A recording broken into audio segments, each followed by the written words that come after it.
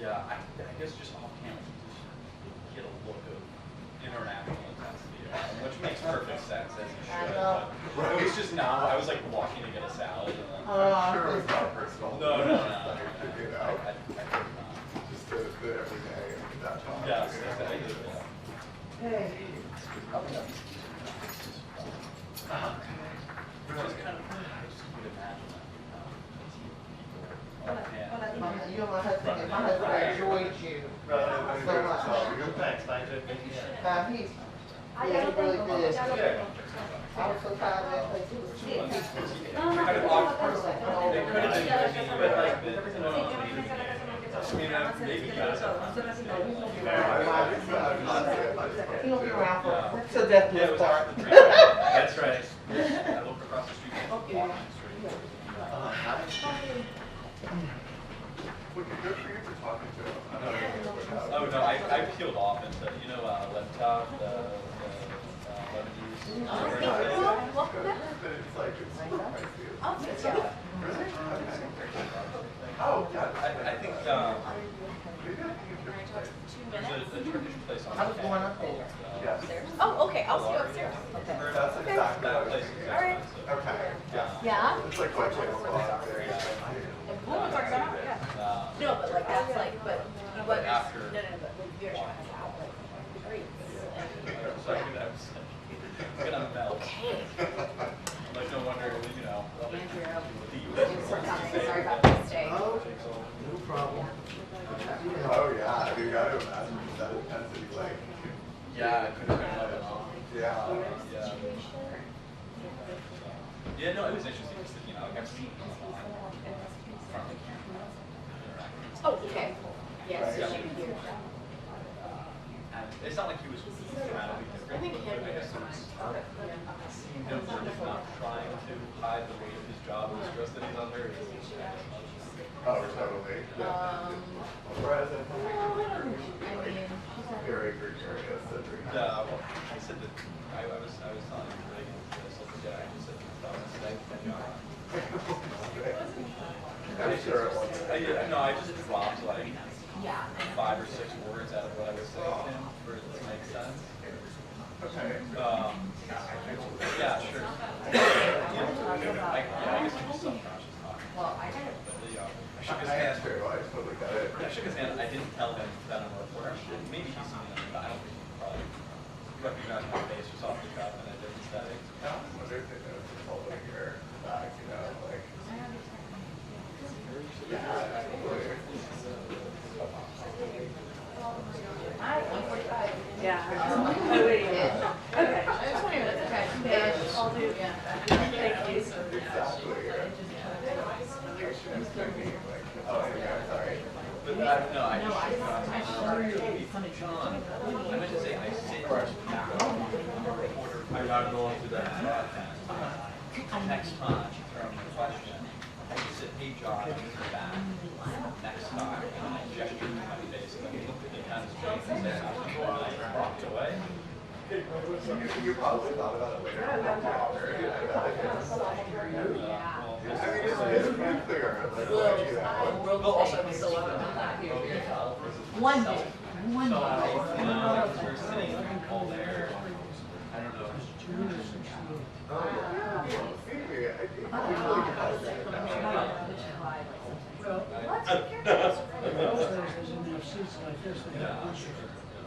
Sofas, ottomans, and still a briefing room. Well, I appreciate your advocating for this. Definitely.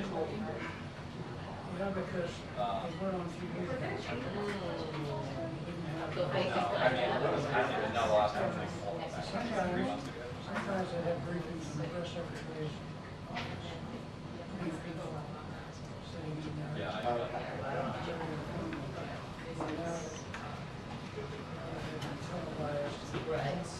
Much more of a production spectacle.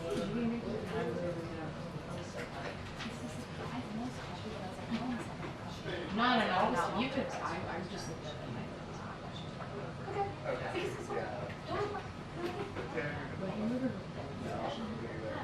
I've been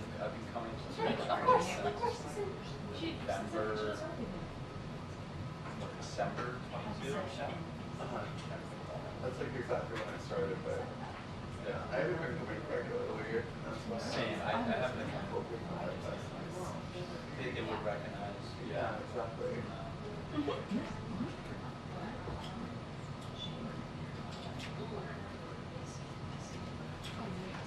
I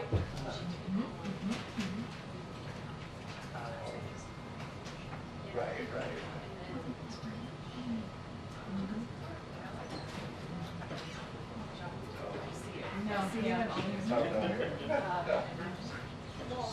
Okay, so I'll just go sit with them in the lobby. Okay. And we'll just stand by, and if she wants Okay. them to, they will, and if not, they'll come down there. Yeah. Okay, like, you were good with that question? Oh, yeah.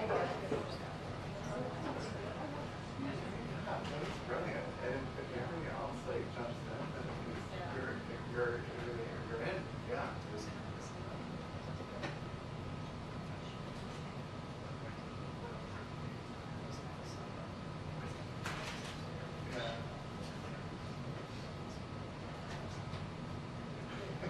Right.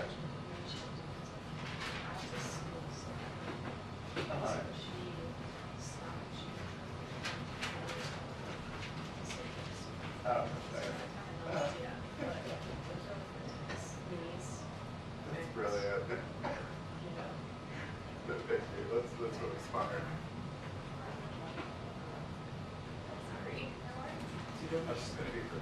I was thinking of Okay. wearing very colorful outfits, you know, do like a Saul Goodman thing, just stand out. Yeah.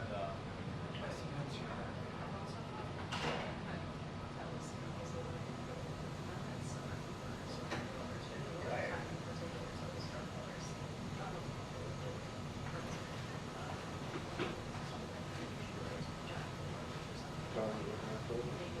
Say, breaking out here for 1:45, so still got 15 minutes out.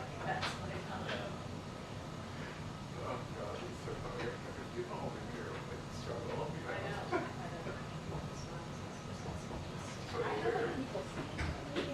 I was telling Chris after Monday after walking out.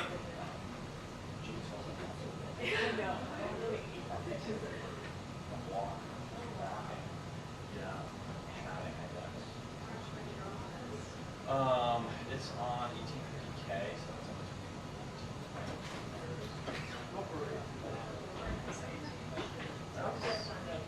yeah, no, it's good for us to do that.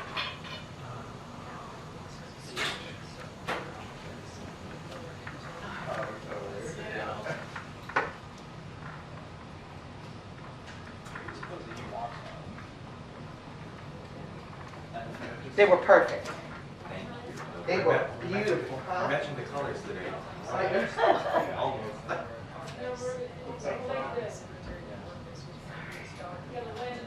Ah, What's that? Oh, yeah.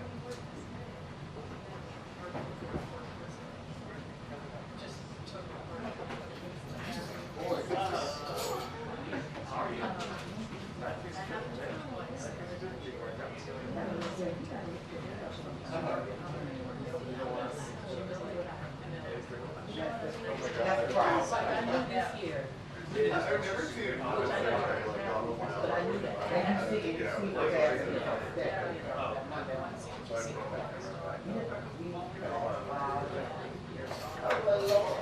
Oh, really? Sherry, Yes, sir. lunch is there. Yeah, I don't, it is very strange. Who called me? Oh, what's your Get okay. with me just to get with me, not just because, you know, right. Uh, Yeah, I think you guys put this back in.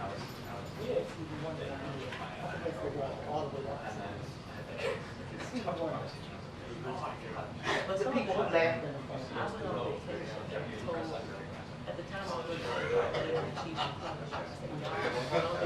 Hey, make sure you turn over the deadline. If you got someone who's on staff that I need to send this to, okay, they didn't respond, so we missed the deadline. Working the program, I think people didn't know. Yeah.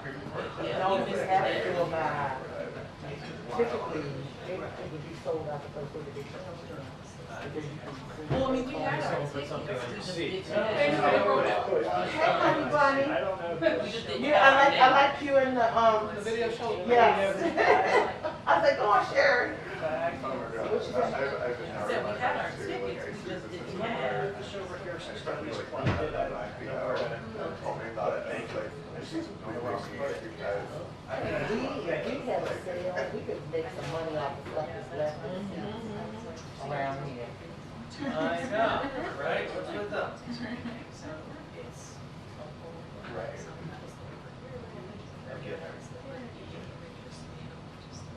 Yeah. Or if you're going to, like, be willing to be okay with it, you know? Yeah, I'm just trying to get my friends to trust me so much so that they'll tell me something Yeah. that I can use. Yes. I'm glad I we get didn't a have lot to of take stuff, the that's the goal, right? having to rush back over to the Rio party and all that stuff. It was a lot. Yeah, it was a lot. Yeah.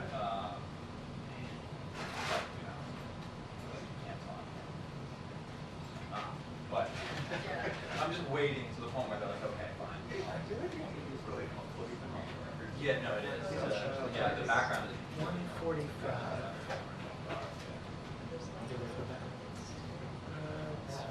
I'm not sure. I didn't know. I thought you ran the place. I thought you told them when to have the briefing. No, I would be like, sitting in. Right. That would help all of us. And normally it's like, the NJ is like the first week, right? Yeah, it's like the last week of, July, first week of August.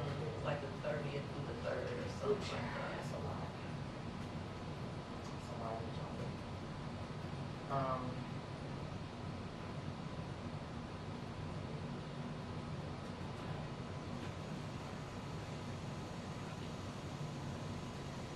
So, all the way to I saw, I got the, like I took, Very cool. to see what people I took one, but over there, the floor is simple in that room. On that side, the floor is safe. I said, this is crazy.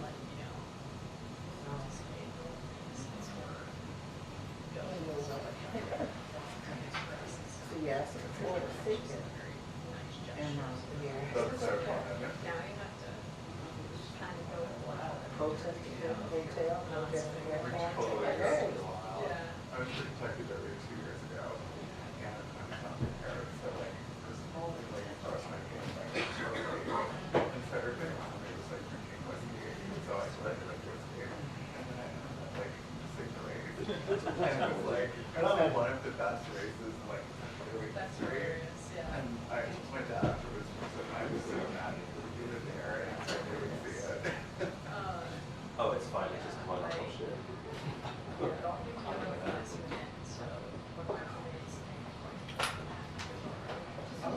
Yeah, yeah.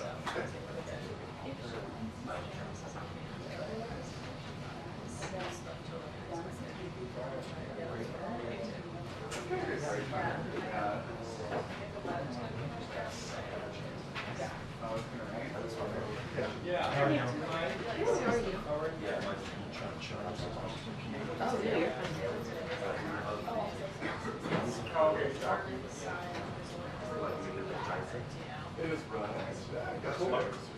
I know we've met before. I'm Yasmin. I don't know. No, that's okay. I think it's been a while. I was gonna bring you the same thing. Yeah, we was It's like I'm. yeah, Jack was like, I was sitting on some square watching the group and Jack was like, he was like, I'm just invested. bon, je crois que c'est, Even though that's like counter to good night, right? I was like, this is cute, really, guys. This is what I say that like, it's always does, like, being drunk out. It's always does. Yeah, Probably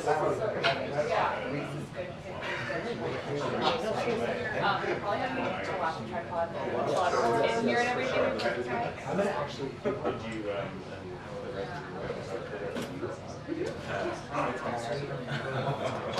That was so fun. Yeah, just so tingled in my hair.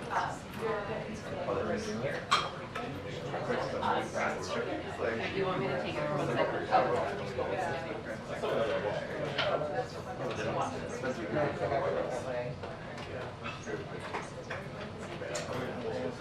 I know that obviously the view and everything ended up being quite Is that better? No, it's for my child.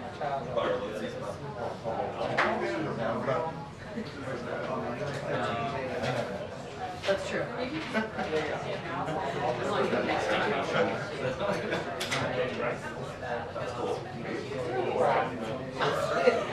Man, it's joy, but I'm like, I believe. I hate that it's like, oh my God, what's oh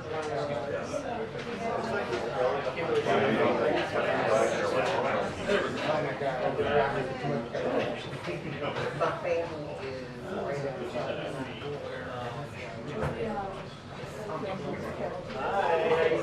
Get off the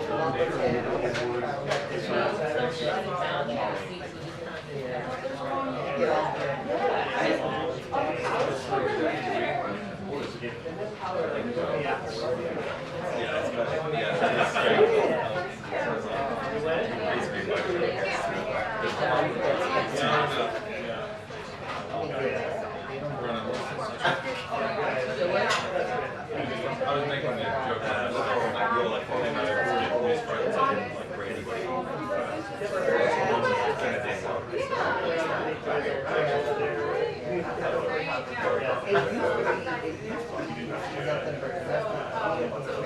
They, I was surprised they didn't ask me to yeah. Well, they were like somebody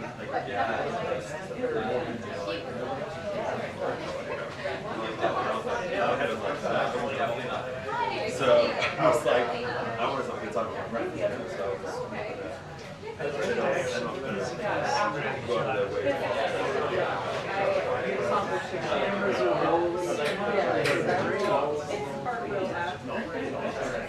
Yeah, I mean, they did cover it, but it's just like, you know,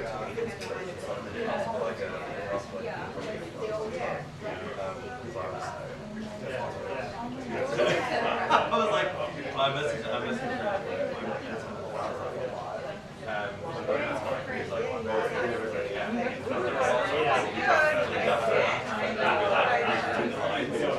is it? Yeah. I'm going to be like, okay, yeah. So I'm just like, I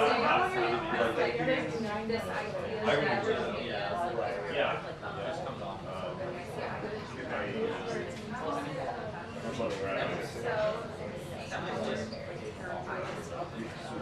Okay.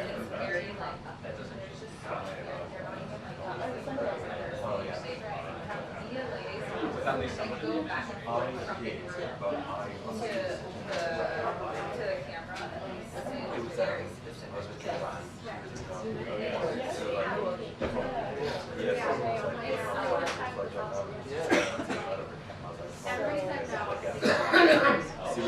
Street code. So, like, you know, give me more in the long term. It's not down. So I was like, as much fun as it would be.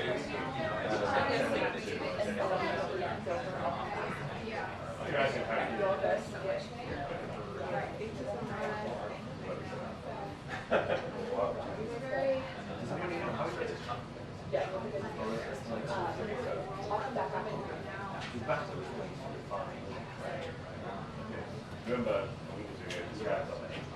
Okay, right. Yeah, I know. Might be hungry. Yeah.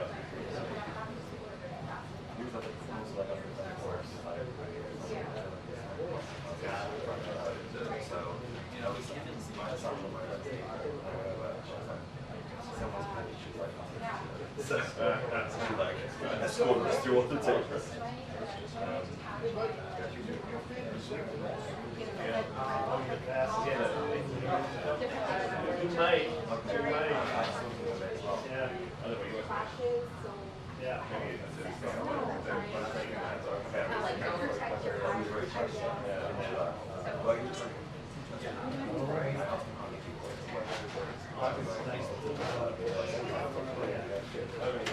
How's it going, Brendan?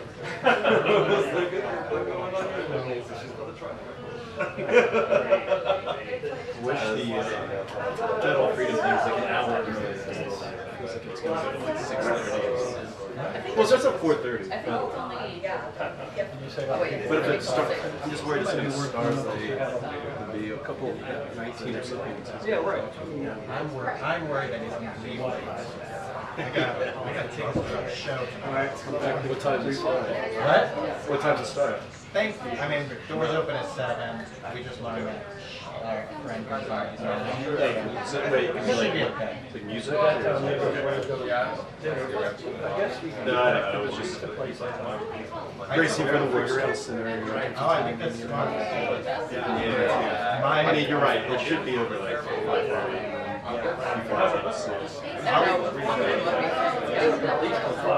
That's true. I will be shocked if it gets out of here first.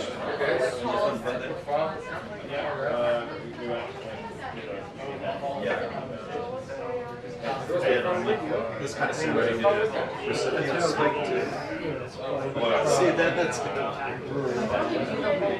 yeah. I don't think they do either. That would just be. I'm trying to remember, I don't think so. 2 years ago, didn't say no. Do you remember that? Like, because he was one of the. He was like the big Wilmington trip? all was democratic. No, I'm working through it. It felt like they threw it, and it was like goal to just sort of even it out. Oh yeah. Yeah, it's very scary. And it was not as productive as that. That was the real issue. Like, if I could sit in a room and work on it, Yeah, it was good.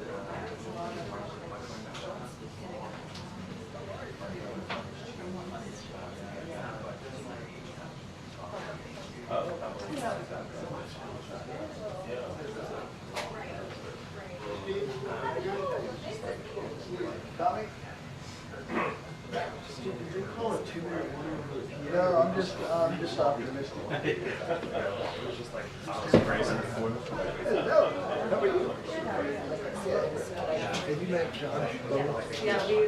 oh, he's part of the problem. One of many, to be clear. One of many. Hey, Doyle, good to see you. I know, it's so nice. Did you have fun at the dinner scene? I don't think I ran into you. Well, some of the people. Yeah, like, I thought it was, it was good. Yeah, right? Yeah. So we had a negative reviews. I didn't know whether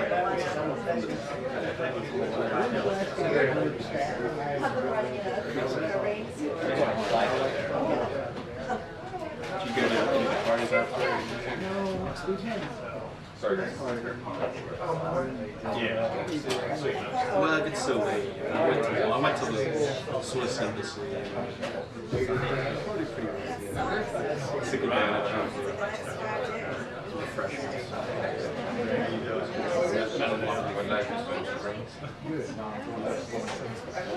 Not ready for the weekend, you know?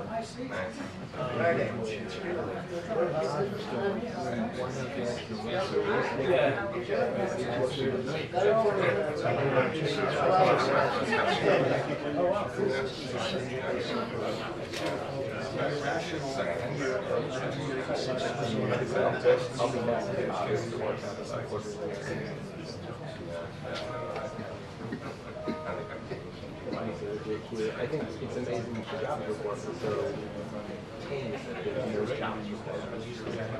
Well, such things. 2.9% of employment, but it only ticked up by like 0.3%. So like it's just like it's like one of those like decent orientations things. Like what do you Yeah, no, I think.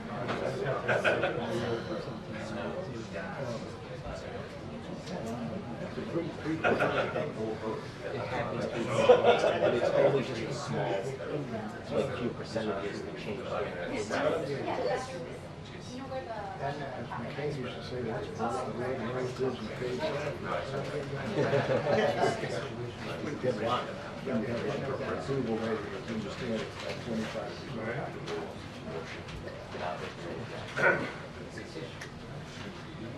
One's in Arizona. Oh, we're speaking with the McCain Institute, so.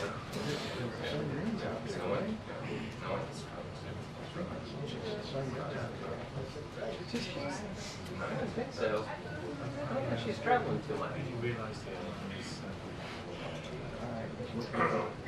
The truck briefing will begin in 2 minutes. The truck briefing will begin in 2 minutes. You think about everything you want to do.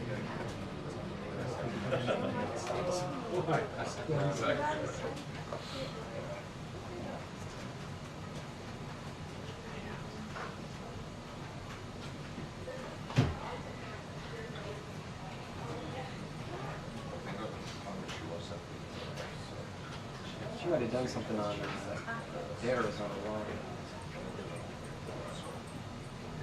Briefing starts in 2 minutes. Oh, interesting. And I guess she is out there.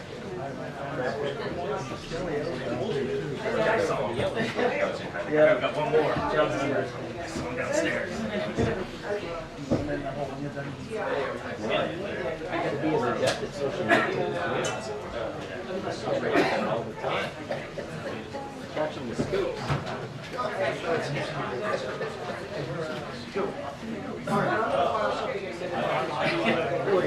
you doing?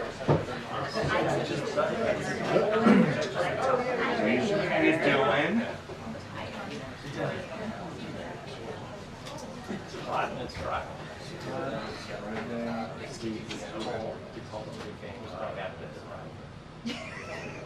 Go ahead. Thank you, Karine. That's your job. It's a lot of power. Less than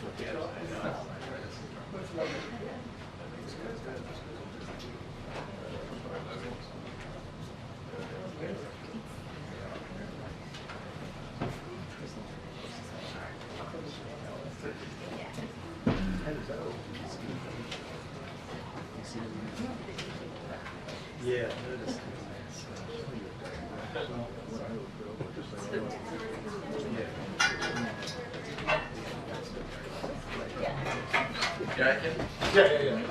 Yeah, I don't see anybody yet.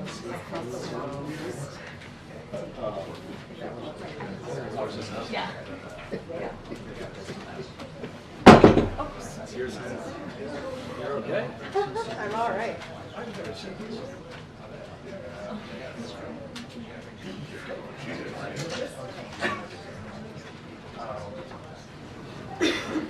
Uh-oh. Not that guy.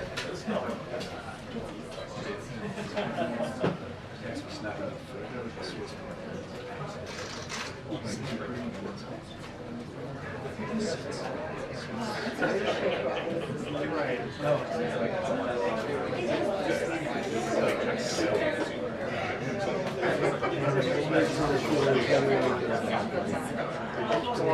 said she pretty much did the opposite. Official press.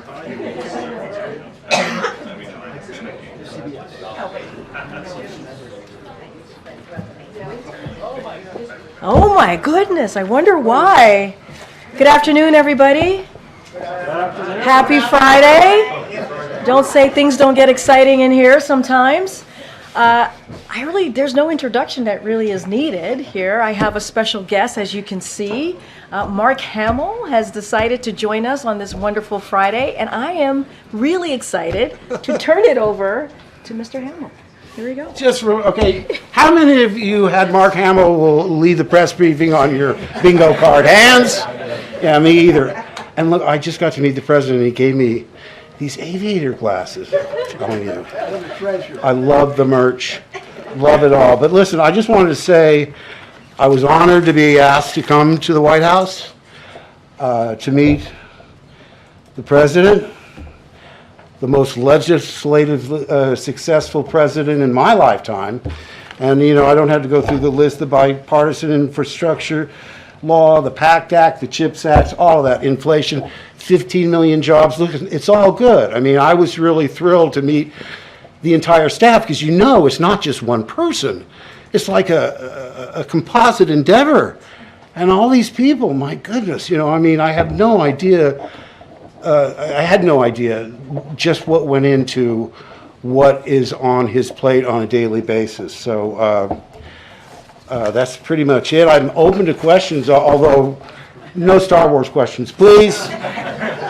But I want to say once again how grateful I am, and it just shows you that one person can be so influential and so positive in our lives. And again, thank you so much. And Peter Baker, I loved your book. Yes. Wow. Thank you, Mark Hamill, for being here. What did you ask? What did you talk about with the president? Well, first of all, I only expected to be there for like 5 minutes. He showed us all his photographs, and you know, it was really amazing to me because, you know, I was invited to the Carter White House, and I came, and then I came to the Obama White House, but I never was invited into the Oval Office, and it was a large gathering. So this one was really extra special. All right, sir. So, yes. Can Biden bring up Star Wars too, sir? Well, you know, I called him Mr. President. He said, "You can call me Joe." And I said, "Can I call you Joe B-1 Kenobi?" He liked that. But listen, I'm not really here to dominate. I have to turn it back over to our wonderful press secretary, Karine Jean-Pierre. So thank you all so much. Thank you. All right, thank you. Thank you. Okay. Thank you so much for being here. I got to get those shades. Thank you, guys. Thank you. No one ever claps for me when I get off the podium. I'm just saying. I know, the unexpected. Expect the unexpected. I don't even know where to go from there, but I do have, now I feel very by myself. Let's let the team come in. Thank you. Thank you, Sam, for joining. Sure. All right, okay. I do have a couple things before we get into, turn it into some serious business and take your questions. Thank you so much for indulging us today. We thought that might be a nice thing to do for you all to see Mark Hamill as he was here, as you just heard, visiting with the President Biden, here today. So today marks World Press Freedom Day, an occasion that highlights the importance of a free press, both of our democracy here in the United States and for our societies around the world.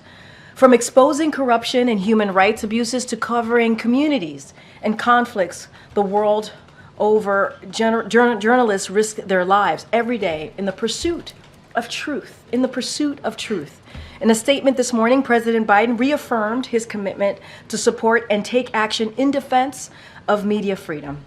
The Biden-Harris administration has already launched a robust government-wide campaign and built a coalition of countries to counter the proliferation and misuse of commercial spyware, which has been misused against journalists and continues to provide legal and other support for media who face persecution around the world. The president also called again for the immediate, unconditional release of all journalists who have been detained around the world, including the Wall Street Journal's Evan Gershkovich, Radio Free Europe Radio Liberty's Alsu Kamashiva, and of course, Austin Tice in Syria. In the coming weeks, the president will take executive action in response to the global crackdown on press freedom, declare it a grave threat to national security, and authorize measures including sanctions and visas bans against those who attempt to silence the press. The United States stands by media around the world and will continue to do our part to support their important work. Today, we also have another important day event happening later today. President Biden, is naming 19 recipients of the Presidential Medal of Freedom. The Presidential Medal of Freedom is the nation's highest civilian honor, presented to individuals who have made exemplary contributions to the prosperity, values, or security of the United States, world peace, or other significant societal, public, or private endeavors. We're honored to have these individuals or members of their families come to the White House today to celebrate their service. President Biden often says there is nothing beyond our capacity when we act together. These 19 Americans consistently demonstrated over their careers the power of community, hard work, and service. Finally, this morning, Secretary of Education Miguel Cardona sent a letter to schools addressing the sharp rise in anti-Semitic hate on college campuses. His letter made clear to schools that not only is anti-Semitism abhorrent and unacceptable, it is also discrimination prohibited under Title VI of the Civil Rights Act of 1964. Secretary Cardona reminded schools that the Department of Education provides a number of resources, including trainings, technical assistance, to ensure that school environments are free of discrimination. His letter comes one day after President Biden spoke to this very subject. As you all know, Americans have a right to free speech and peacefully protest, but breaking into buildings, destroying property, and shutting down campuses is not peaceful protest. There is also no place on college campuses or in America for anti-Semitism. This administration will continue to defend free speech while standing up for the rule of law. And Josh, good to see you. Good to see you, Karine. May the force be with you. May the force be with you, or tomorrow, the fourth be with you, however you want to look at it. Let's hope we killed off the Star Wars jokes for the rest of the briefing. I doubt it. I feel like there's more coming. So, three subjects. Yeah. First, a top orthopedic surgeon at Shifa has apparently died in Israeli custody. He was 50 years old. If medical personnel are not going to be exempt from the war, how can Gazans hope to have any medical care? And what can you say to other doctors working in that area? And so, look, that is a devastating news and devastating to hear.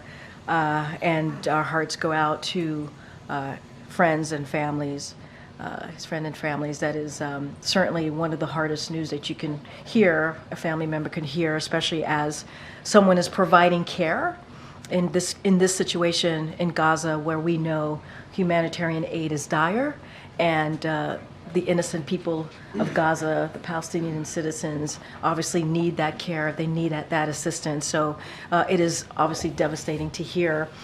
And the president has said, and has said very clearly, that when it comes to people who are citizens who are in Gaza providing that all-important care, humanitarian aid, humanitarian care, they need to be protected. They should be protected. And so certainly those conversations are going to continue. We believe that certainly Israel has made, the Israeli government has taken efforts to do just that, and has taken into account our concerns. And so we're going to continue to have those conversations. But it is heartbreaking to hear. I can't speak specifically to that case and what occurred. Obviously, someone's life was lost, and we have to be certainly mindful. And we're at this time, I can offer my condolences. And we want to make sure innocent lives, innocent civilians, people who are certainly offering that humanitarian aid, their lives are protected as they're doing so. Secondly, what can you say about reports that Israel has briefed the administration on its efforts to evacuate civilians before a Rafah invasion? So what I can say is, and we've been pretty clear, we haven't seen a comprehensive plan, as it relates to their thinking on the Rafah operations. We have been also clear that of our concerns of any major operations, military operations into Rafah, we have said, and you all have heard us say, there's more than 1 million Palestinian civilians living seeking refuge in Rafah, and we want to make sure that they are their lives are protected, and so that is important. And we want to continue to have the conversations that we've been having with the Israeli government. As you know, those conversations have been led by the National Security Advisor Jake Sullivan. He was just here last week, as you all know as well. And so we had 2 virtual conversations. We're hoping to have one in person. We want those conversations to continue. We believe that they are going to take Israel government is going to take our concerns into account. But we have not seen a plan, comprehensive plan, and we want to make sure that those conversations continue, because it is important to protect those Palestinian lives, those innocent lives, those more than 1 million citizens who are seeking refuge in Gaza, in that part of Gaza, in Rafah. And then, lastly, on campus protests, the president has drawn the line at violence, but he said he's not bringing in the National Guard. Does he think the police presence deters violence or exacerbates it? So just to be very clear about the National Guard, that is something that governors decide on. That is a decision for them to make when it comes to the National Guard. And so want to just reiterate that again from here. And look, we have always been very clear when it comes to police presence on college and universities. That is certainly something that that universities and colleges have to make a decision on. That is something that they decide what is right to move forward on their campuses and colleges. And we understand how painful this moment is. You've heard me say it is an incredibly charged time. It is a charged environment. And it is very difficult because of that charged environment for law enforcement. We also believe, and it is important, that all Americans can peacefully protest within the law. They have to be able to do that. It is, you heard from the president, it is part of our fundamental American principles, part of what make America's freedom, right, to be able to protest peacefully in this country. And it is also important, which is the second part that the president talked about yesterday, is the rule of law. We have to follow the rule of law. Violence is not protected here, but Americans have the right to peacefully protest within the law, and we're going to be very consistent here. And as I said, these are incredibly painful time, and it is a very charged moment, and we understand how difficult that could be. And so I'll just leave it there. Is that your 3 topics? Yes. Okay, all right, excellent. Thanks, Karine. So you say that you haven't seen a comprehensive plan for Rafah, but I am told by a U.S. official that the U.S. has been briefed on some sort of initial plan. So can you just tell us what the reaction was to Israeli counterparts about that initial brief? So I'm going to be super mindful. These conversations are, these are diplomatic conversations. We don't read out in details and specifics on the conversations that we have certainly with all of our counterparts here. The last time there was a virtual meeting, we did have a readout there, but I don't want to go into details. We have been very clear in public and in private that our concerns with a large military operation into Rafah, we're not in support of that. And so obviously there's been conversations. There's been 2 virtual led conversations led by the National Security Advisor on this particular topic, Rafah operations. We read out to all of you the last time that the president spoke with the Prime Minister of Israel. Rafah operations came up in that conversations. We're not going to go into details from here, but I think we've made ourselves very clear. There are more than 1.5 million Palestinians who are seeking refuge there. And so we believe those lives need to be protected, and we're going to continue to have those conversations. So to be clear, the U.S. was not satisfied with whatever the U.S. I'm was putting on not. in this initial I'm not going to go into details or specifics from here. We've been clear about our concerns. We're going to continue to be clear about our concerns here. Those conversations are going to continue, and I'm just going to leave it there. And just switching gears a little bit, a new ABC News Ipsos poll found that nearly 4 in 10 Americans say the U.S. is doing too much to support Israel. That's up from about 3 in 10 in January. So it is showing that support for Israel is declining as the war drags on. Is the president concerned about this? I'm not going to go into every poll that comes out. That's for political pundits to do. I used to be one. I'm not one anymore standing here at this podium. But what I can say is that we saw what happened on October 7th. We heard from Hamas, a terrorist organization, what they said that they would do. A leader from that organization said they want to see October 7th happen again and again and again. More than 1,200 souls were taken on that day. More than 200 Israelis, including some American hostages, were taken by Hamas. And as you know, we are working very hard to get that hostage deal so that we can bring hostages home, including those American hostages, create a situation where we have a ceasefire, right? So more humanitarian aid can go through. That is incredibly important. We're working around the clock to get that done. You saw Secretary Blinken in the region meeting with regional partners. And so that is certainly a priority and continues to be a priority for us. Our commitment to Israel's security is ironclad, as I've said, and we have said many times. They live in a tough neighborhood. And we saw what Iran did, right? They launched missiles and drones into Israel, and it wasn't just us that stepped in. It was leaders in the region that stepped in to make sure that they were able to defend themselves at that time.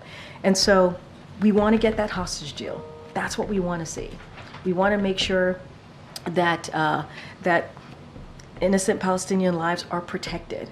That's why we're looking into the Rafah operations and having those conversations. But getting that hostage deal is so critical to bring hostages home, to get that more humanitarian aid in, and to have a ceasefire. And we are committed to doing that, and you see that from this president. Thank you, Karine. You said that the U.S. has been clear about concerns about invading Rafah. Has it been clear about potential consequences if Israel moves forward? Look, I'm not going to go into speculations or what consequences might be.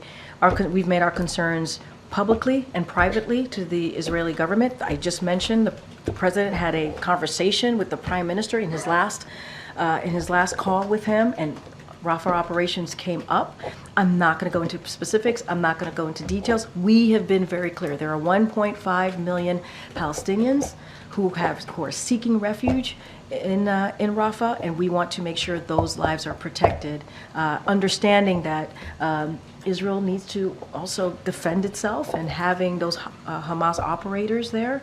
We understand that they want to dismantle Hamas, and we understand that is a priority, obviously, and we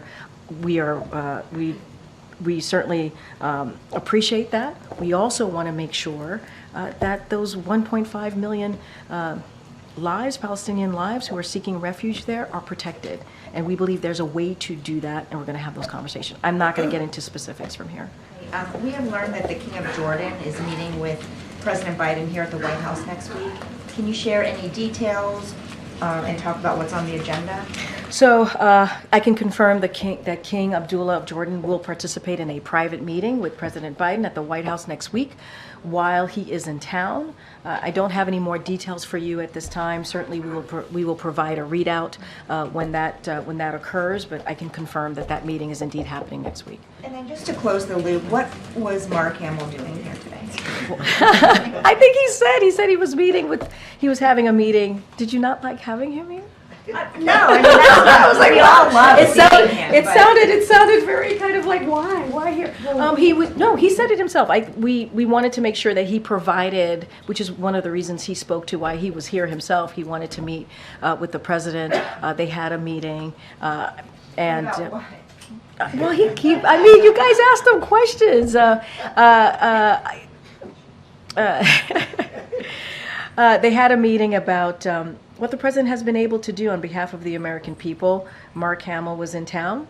They met. I think it was important as someone you all know Mark Hamill. He is someone who is very much invested in our country, very much invested in the direction of this country, and so they had a meeting. It was he went into that meeting, and we thought it would be fun for him to come out here and lighten up the room a little bit on a Friday.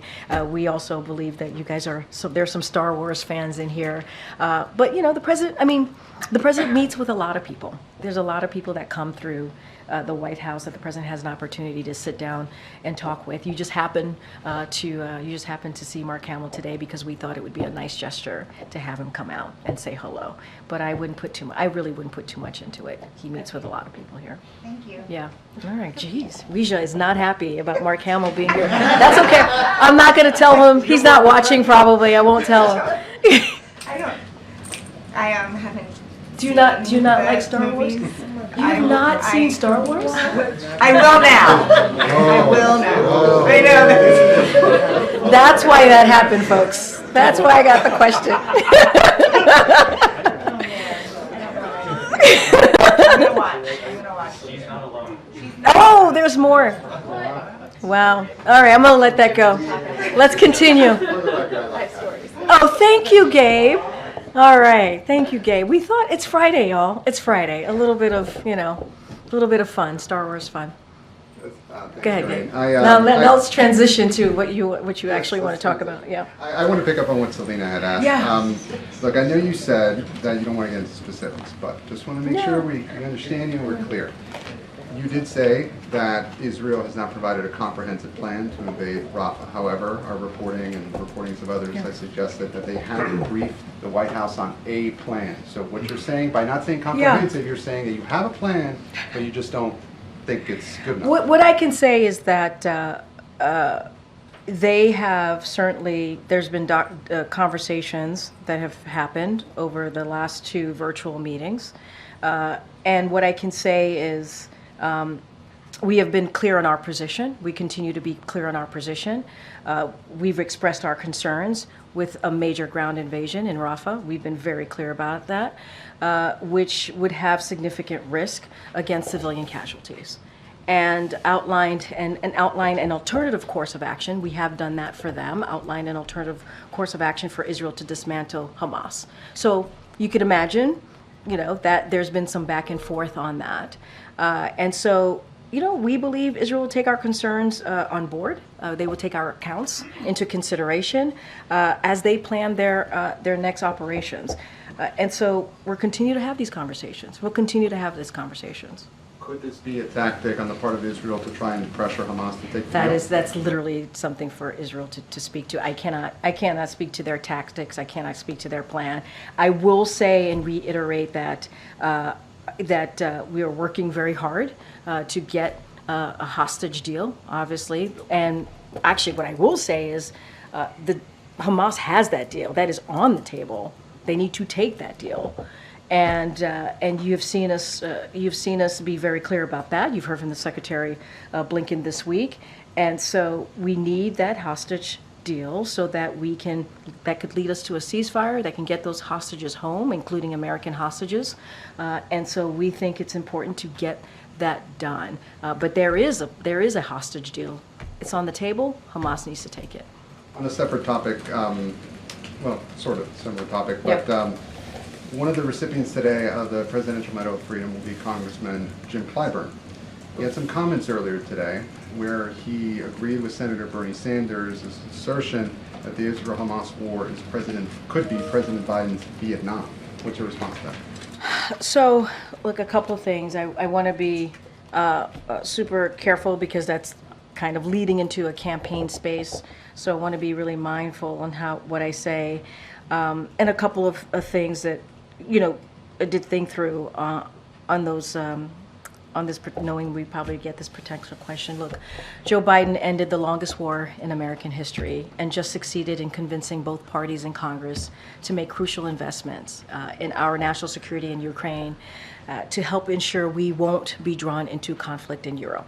And that is the president's leadership that you have seen, right? And that is one of the reasons he's been able to bring NATO together in a way that we have not seen before.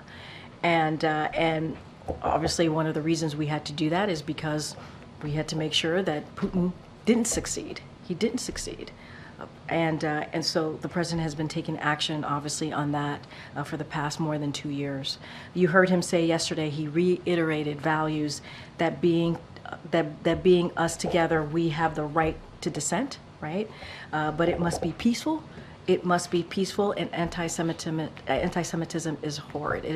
It is hate speech, and we should treat it as hate speech. And there is overwhelming support for his agenda, whether it's having, rich special interests pay their fair share. If you think about what the president's been fighting for, especially dealing with Congress, making sure that the billionaires and corporation pay their fair share, and making sure that we're building an economy that helps everyone, that doesn't leave anyone behind. And so you've heard him talk about that, beating big pharma, lowering healthcare costs, making sure that we move forward with his student debt relief. And so those are things that the president, and those agendas are incredibly popular. And so he's going to continue to do that work. And obviously, Congressman Clyburn is someone that he truly respects. We all respect, and so just want to be mindful, because it's connected to a campaign-related question. But this is a president who has taken action to make sure that he does everything on behalf of, that's right, whether it's national security or moving forward with domestic policies that the American people want us to move forward on. So the White House disagrees with that characterization? Look, I think I just laid out what we believe we have been able to accomplish here in the more than 3 years in this administration. I think they have their opinions, and they're allowed to their opinions, and we respect what their opinions on this. Does the U.S. believe that a Rafah operation is imminent?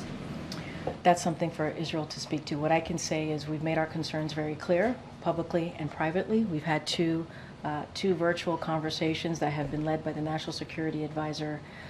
As you know, Jake Sullivan, he was here last week speaking to this. We are going to continue to be very, very clear on where we stand on this and our concerns for innocent civilian lives, more than 1 million innocent civilian lives that are now in Rafah, that are seeking refuge there. I can't speak to a timeline. That is certainly for Israel to speak to. What we will say is we've made our concerns very, very clear.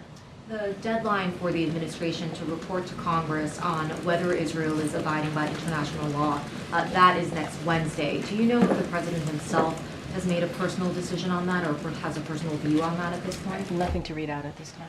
Just on another topic, the speech that he is giving on Tuesday for the Holocaust Memorial Museum, can you give us a sense of how he is preparing for that, how the team is preparing for that? So let me just say a couple things here, and you've heard us say many times before, and we'll continue to underscore how fighting anti-Semitism is at the core of who this president is. He was moved to run by the grotesque display of anti-Semitism in Charlottesville, as you all know and covered. Some of you covered back in 2017.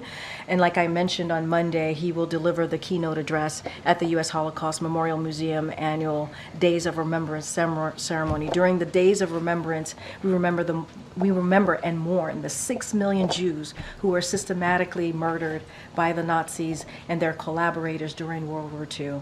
The president will discuss our moral duty to combat the rising scourge of anti-Semitism and the Biden-Harris administration's work to implementing the first ever national strategy counter anti-Semitism to make real the promise of never, ever, ever again. This is when it comes to speeches, important big moments like this, the president obviously takes this very seriously.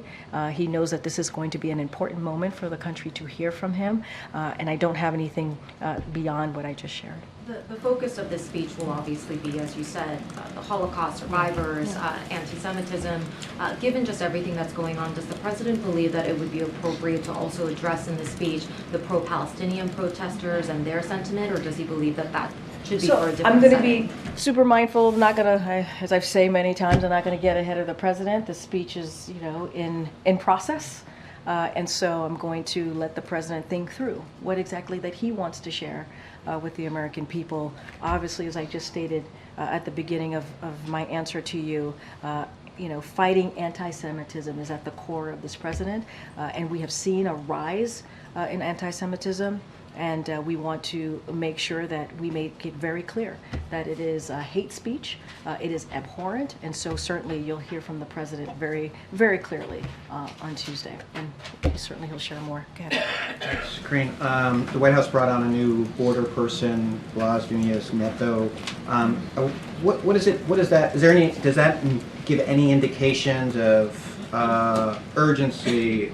Speed of the executive order that the president has been considering? So look, we look forward to the DHS Assistant Secretary joining the White House and continuing his work in implementing the administration's vision across the border security and immigration spaces. Don't have anything new to read out on any new announcements, but look, this is an administration that is committed to fixing the broken immigration system. On his first day of this administration, the first piece of legislation that he put forward was a comprehensive piece of legislation to deal with the broken system, to deal with what we're seeing with at the border, the challenges. And then we moved forward when that legislation was not moving forward in Congress. We had a 2-month negotiation process with senators to come up with a bipartisan proposal.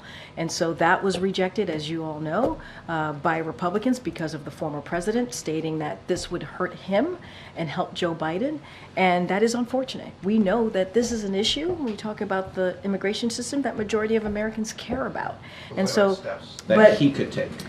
Look, we believe that the bipartisan border security agreement that came out of the Senate that was rejected by Republicans because of the former president is the best way to move forward in a comprehensive way. That's what we want to see. And I've stated this many times before, as it relates to any other actions, we're always going to look at other opportunities, other actions. We always will.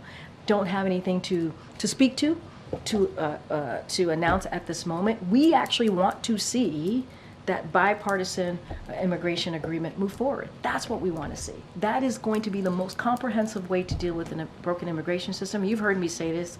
If it is put into law, signed into law by this president, it would be the toughest and the fairest piece of legislation or law that we have seen in some time. This system has been broken. The immigration system has been broken for decades, and it's time that we act, and Republicans have an opportunity to do that. They have an opportunity to do that. Go ahead, April. Karine, there's some very loud voices that are out there asking for President Joe Biden to issue a pardon to Marilyn Mosby, the former Baltimore City State's attorney who is waiting for sentencing, could face 40 years for taking her own money out of a retirement account to buy a house. And this group, to include Bakari Sellers and Angela Rye, have pulled together a lot of civil rights leaders. What is the president's thought about all of this, especially as she was one of those who really was groundbreaking in efforts of policing and accountability? And Bakari Sellers says that it looks like political persecution as well as retribution for what she did many years ago in the Freddie Gray case that still has yet to have accountability for his death. So I want to be really mindful here because that is obviously a Department of Justice process, and I don't want to be certainly speaking to any individual pardon request. That is not something that I can do. DOJ has their process. Department of Justice, as I just mentioned, employs a process that is thorough, that is deliberative, a process to review, when it comes to a process to review executive clemency petitions. And then individuals obviously submit their applications there. There's an application process. Want to be super mindful. Don't want to speak to an individual case here, and so I'm going to be really mindful. This is a Department of Justice kind of jurisdiction, and so just going to leave it there. But the president could indeed say, yes, I would like to see this happen, and add his voice to this petition? Well, this is a Department of Justice. They go through a process. It's very thorough. It's very deliberative. I don't want to speak I don't want to speak to any individual process. I gotta be super mindful here. Need to be really careful as DOJ runs, Department of Justice runs this process, and so there is a application process for individuals. Certainly, there's a route for them to go. I want to be really, really mindful. This is not something that we do from here, from this podium, as you can understand. No, go ahead, Rachel. Go ahead. But, I mean, I get what you're saying, that there's an application process, but can the president support, or can the vice president and the president support the fact, yes, there should be a pardon, even if there is an application process, whether it happens or not? As you know, when the president and the vice president weighs in, that is, you know, I mean, you just laid that out. So I want to be really careful, because there is a process that the Department of Justice has to go through. It is thorough and it is deliberative, and so we have to let that process go through. And I don't want to. I don't want to speak on that process, and just want to be really, really mindful here. Is the president aware of what's happening in this case? Because she was one of the forefront persons calling for accountability. It didn't happen in Baltimore, but there was a ripple effect with Ahmaud Arbery and Derek Chauvin and those with George Floyd. Is he familiar with this? I certainly know who you're speaking of. I have not had an opportunity to speak to the president about this, so I can't. I can't say if I can't say the president's thoughts on this, because I have not spoken to him about it. But obviously, it is very well known of what she has done. But I don't want to. I just want to be super mindful. This is a Department of Justice process. As you know, we're really, really careful. From here, from this podium, we respect that process here. Thank you. Thanks. Russia's state-controlled energy company posted its first net loss since 1999 yesterday. Does the White House see that as efforts to isolate Russia working? Say that one more time. Yeah. Russia's state-controlled energy company posted its first net loss yesterday since 1999. So I want to be mindful. I want to talk to our team about this. I don't have any information for you to dive into at this time. Let me take that and bring it back to the team. Can I ask another energy question then too? Does the White House think the FTC made the right decision in approving Exxon's acquisition of Pioneer, even though the company has been accused of colluding with OPEC? Yeah, I'm not going to comment on that either at this time. Thanks, Karine.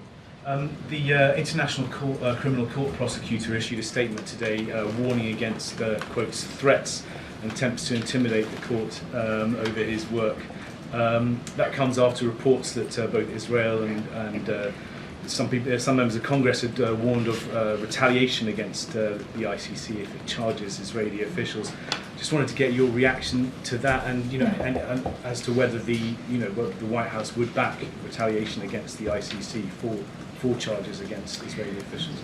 So we obviously oppose any threats or intimidation to public officials, that including ICC officials. So obviously we're going to be always mindful and be very clear about opposing any type of threats or attempts to intimidate. That is something that you'll hear from us pretty consistently. But we've been clear. I was asked about this particular investigation by ICC a couple of days ago. We do not support it. We do not support this investigative probe. We do not believe it's within their jurisdiction. We've been very clear about that, and that obviously still remains.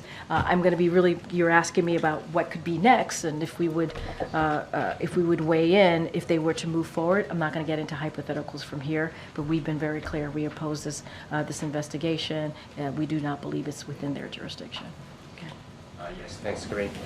The president was very clear in condemning the violence at the protest, but does he believe that any of the issues that have been raised by the protesters across campuses is legitimate?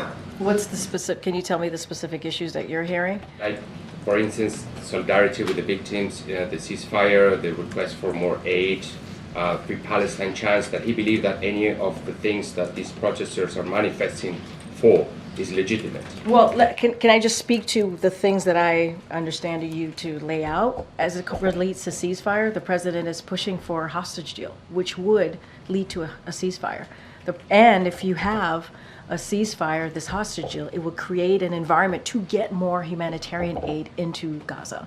And you saw Secretary Blinken in the region just the other day. He did a press conference in Israel, and he talked about the increased effort that we have undertaken to get more humanitarian, to get more trucks into Gaza. And so we have seen an uptick, and so we want to continue to see that. But we have to see this hostage deal. So get to a ceasefire, get more humanitarian aid. We understand the dire situation that the Palestinian Americans are, the Palestinian citizens, are dealing with right now. And so we want to make sure that we get humanitarian aid in. What about the requests from these protesters from universities to divest in We do Israel not. That is. And I was asked this question, and we do not support that. Go ahead, Adam. Thanks. On avian flu, we've talked with several hospital officials who have told us that the health system is essentially unprepared for another major health crisis if bird flu were to start spreading widely among people. In particular, hospitals don't have the manpower. There's still concerns about the ability to get supplies quickly, and communication and data sharing, they say, hasn't improved markedly since even before COVID. So I'm curious what the White House's response is to those concerns and whether there are any preparations ongoing to ensure we can respond to that kind of crisis. So I want to, we are monitoring this very closely and taking this very seriously. It is a top priority for this administration to make sure that communities are healthy, safe, and certainly informed. So we're monitoring this closely. The president has directed his administration to do the following: protect public health, protect our nation's food supply, and monitor all trends to prevent the spread of avian flu. CDC they have reported that the risk for general public is low, and federal agencies are coordinating with local authorities. And so we're monitoring closely. We want to make sure that communities feel safe, they feel protected, and have the information that they need. And you heard from the CDC directly on this. Is there a belief that the hospital, the health system as it stands, is prepared enough to withstand another major health crisis? So that's not something for me to speak to from here. What we're doing is taking this very seriously. We're monitoring the situation. CDC has spoken to this and said the risk to the general public is low. I think that's important to note. And the president is on top of this, making sure that his agencies are doing everything that they need to do to make sure that communities feel are protected, that our communities are informed, and certainly are healthy. Okay, Karen. Thanks, Karine. On abortion, does the administration have any reaction to this report that a Texas man has filed a petition to state district court in Texas to try and investigate possible illegal activity that was committed, he's saying, by his ex-partner because she went to Colorado to get an abortion? So wait, what? Say that one more time. A man is looking to have an investigation into possible illegal activity. His ex-partner traveled out of state from Texas to Colorado to seek an abortion. Look, that sounds like there's a legal case. Going to be careful not to respond from here. What I will say more broadly, and what we have continued to say, that the attacks on reproductive health care that we have seen and makes it incredibly difficult for women to make decisions on their own body, for their own health, is devastating. It is devastating what we're seeing. And sadly, because of what happened, the overturning of Roe, because of the Dobbs decision that happened almost 2 years ago, we have seen just chaos across the board. And we see tens of millions of women who are now at risk of not being able to make that decision. I can't speak to individual cases. What I can speak to is the chaos that we have seen. What I can speak to is what the president and this administration, the Biden-Harris administration, are committed to protecting a woman's right to choose, a woman's right to make a decision on her own body, on her own health care. And it's not just abortion, as you know. It's IVF that's under attack, contraception that's under attack. And so we're going to be very loud, continue to be loud and clear about that, and ask Congress to make sure that Roe becomes the law of the land, and they need to take action. Don't want to get into legal cases out there. I cannot do that from here. But as it relates to reproductive health care, we've been very clear, and we continue to do that from here. Karine? Oh, go ahead. Thanks, Karine. So the president says that he wants to let the tax cuts, the Trump tax cuts, expire. If that law expires, it does raise taxes on almost every American. So does he still support that expiring without anything else in place? So look, as you said, the president is going to is going to let the Trump tax cut expire, and he was very clear. But he will not raise taxes on anyone making less than $400,000 a year. That is part of the budget that you saw come out, and it's going to expire for the wealthy. So, been very clear about that. Look. This is a president that's going to make sure that we protect and not raise taxes for people making $400,000 and less a year. And Republicans want to do the opposite. They want to give tax breaks to corporations and billionaires. They said that. They want to cut Social Security, Medicare, and Medicaid. Who does that hurt? That hurts everyday Americans. And so the president has been really clear about that. He wants to expand Affordable Care Act, as you see him doing that for Americans, making sure that they have good health care. And so that's what the president is going to focus on. The president can't pick and choose which part of the law sunsets. The entire law will sunset.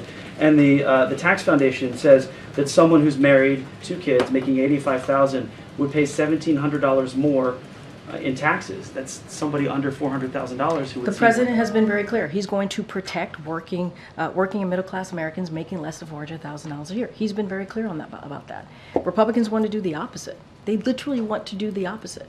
They want to give a tax break to billionaires and corporations. That's what they said. They want to cut Medicare, Medicaid, Social Security. That's what they want to do. And so the president's going to do everything that he can as he's building this economy from the middle out and the bottom up to protect everyday Americans. That's what he wants to do. Make sure that the middle class is strong. That's what he's going to do. Republicans in Congress are saying the opposite. Literally, they're saying the opposite. So that's been the president's plan from day one, and he's going to continue that plan. Go ahead. Thank you. A few things. A few things. No, just one. Don't make me pick. So in the president's remarks yesterday, he's talking about Islamophobia on campuses. Yeah.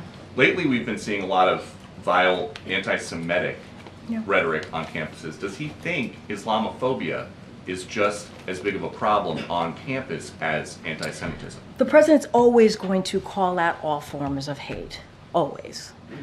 And he had an opportunity to speak to the country. And we have seen what's been going on these campuses.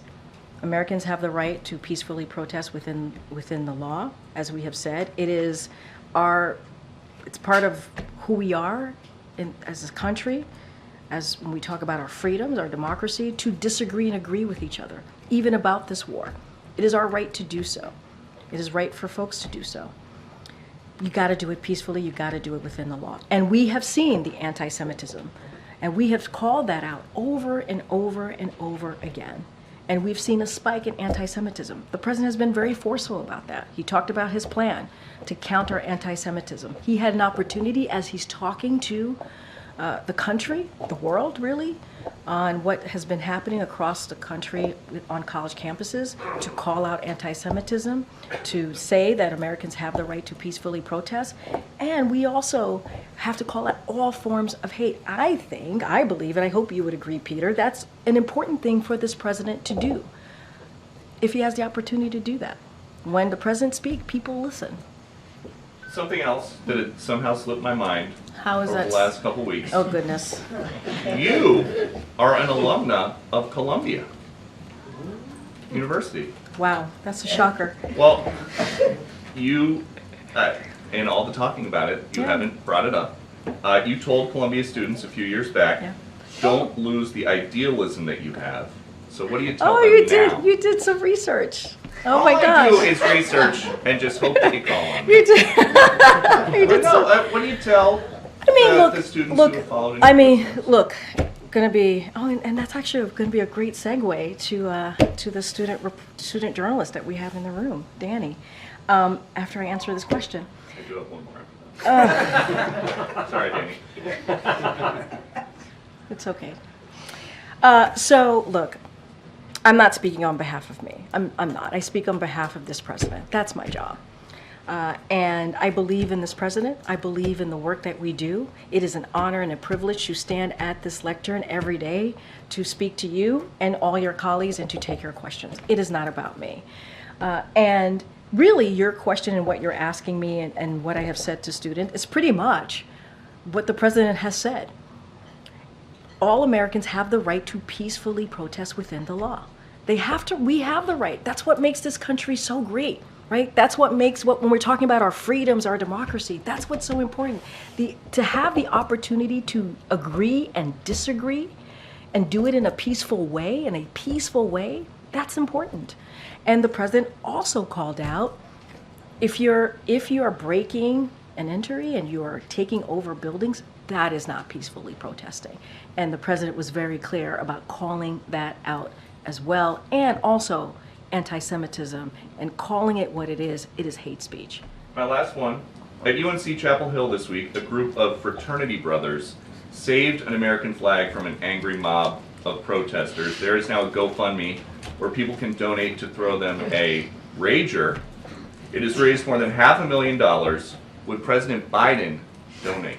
You never disappoint, my friend. He donates to a lot of different causes we saw in his tax returns. I'll say this because there is actually a real point in your question that I will address, which is, and I, just to reiterate what we've said over and over again, Americans have, and I just said this moments ago, so I'll just reiterate this, all Americans have the right to peacefully protest. It is not right to forcefully take down the American flag to replace it with another flag. It is not right. And so I just wanted to make that clear as well. All right, Peter? So a donation, what about like a call to thank them for saving the flag? Look, protecting the American flag is admirable. I'll leave it there, Peter. Danny, it's your opportunity to shine. Everybody welcome Danny. Welcome Danny. Danny goes to Uniondale High School, and she is a journalist at Uniondale High School. She wants to be where you all are at some point in her career. Okay, but you have a question?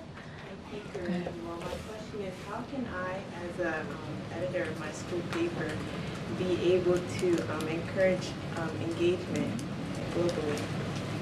Encourage engagement? So I think as an editor, it is certainly important to always make sure that, you listen to the community, but also get that information, work on getting the facts so that your community gets the facts, obviously. And I believe young people want to know what's going on in their community. I believe that young people are incredibly curious right now. And laying that out for them and saying, hey, this is what is going on, this is how you can learn more, or this is what you should know, is so important. And you should lead, not by fear, but by getting to the bottom of a story, getting to the bottom of how you're going to put those facts out. And I think it's important as you go through your career, your journalistic career. You have some really brilliant journalists here who certainly could give you advice. I'm sure they'd love to talk to you after this briefing. I'm sure they have time to do that, as they're all looking at me and smiling. And they could actually give you, I think, some really sound advice, some helpful advice on how to move through your career. But young people are curious. They're very curious right now. They want to know more. And this is a great opportunity for you as an editor at your high school to do just that and to have those important conversations, whether they agree or disagree, and lay out the facts for them. And so they can make decisions for themselves. Thank you for the question. All right, I'll take one more, guys. I'll take one more. Oh my gosh, go ahead. Thanks, Karine. Just to follow up on the press freedom executive actions that you mentioned, is there anything we can expect aimed at Russia in response to Evan? So, as you know, we're going to be announcing some executive action shortly. Certainly don't want to get ahead of that. So once in the next couple of weeks, we'll have more. We'll have more to share. Don't have anything at this time, but we're working through that, and we think it's really important. We think it's really important to continue to take action. A free and independent media is critical. As I just took a question from high school future journalist, who's a journalist now, obviously, at her high school. And it is vital to our global security. We appreciate the work that journalists do every day, and it is, some journalists, many journalists, put their lives at risk, put their lives at stake. And so, and you hear me say this before, journalists are not the enemy, and they should be protected, and freedom of the press. What we do here every day, it is an exercise of the freedom of the press. And so we want to make sure that that continues, not just here, but obviously globally. All right, thanks everybody. Have a great weekend.